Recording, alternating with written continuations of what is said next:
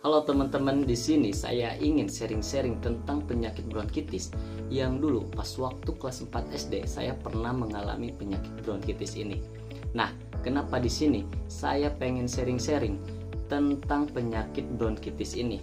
Karena saya bertemu dengan beberapa teman saya yang awalnya mereka gak mempunyai penyakit bronkitis ini, tetapi saat ini beliau terkena penyakit bronkitis ini.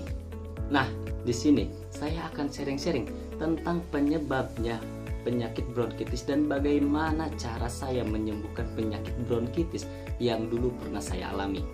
Tujuan saya di sini supaya teman-teman yang gak mempunyai penyakit bronkitis bisa lebih tahu akan penyebab terjadinya penyakit bronkitis dan bisa langsung mencegahnya atau bisa lebih waspada. Ataupun teman-teman yang sama mempunyai penyakit bronkitis bisa mengikuti tata cara yang dulu pernah saya lakuin supaya bisa sembuh atau supaya penyakitnya semakin membaik. Nah, di sini kita harus tahu apa itu penyakit bronkitis.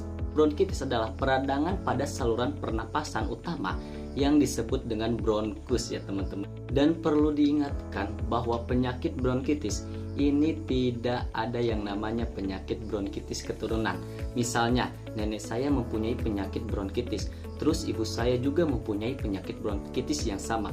Dan pada akhirnya sebagai anak kita juga terkena yang namanya penyakit bronkitis ini. Nah, sebenarnya itu bukan dari faktor keturunan, melainkan peradangan pada bagian saluran pernapasan kita. Nah, di sini juga ada beberapa penyebab umum tentang terjadinya bronkitis.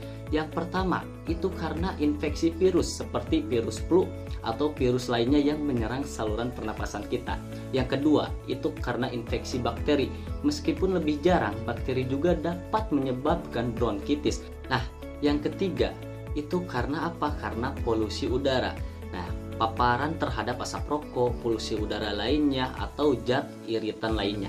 Alergi, yang keempat itu alergi. Reaksi alergi terhadap debu, bulu hewan, serbuk sari, atau bahan kimia tertentu. 5. Paparan bahan kimia, misalnya paparan bahan kimia beracun atau gas beracun. Terus yang keenam, itu adalah faktor lingkungan. Cuaca dingin atau lembab dapat meningkatkan risiko bronkitis ya teman-teman. Nah, terutama dari faktor lingkungan ya teman-teman. Karena kenapa? Karena di awal saya juga itu terkena penyakit bronkitis. Karena kenapa? Karena ya faktor lingkungan tersebut. Saya emang berada di kampung yang emang benar-benar agak dingin ya, agak lembab juga. Nah, di situ saya emang benar-benar dulu menyepelekan yang namanya memakai jaket. Dan dari menyepelekan tersebut ya imbasnya saya terkena yang namanya penyakit bronkitis.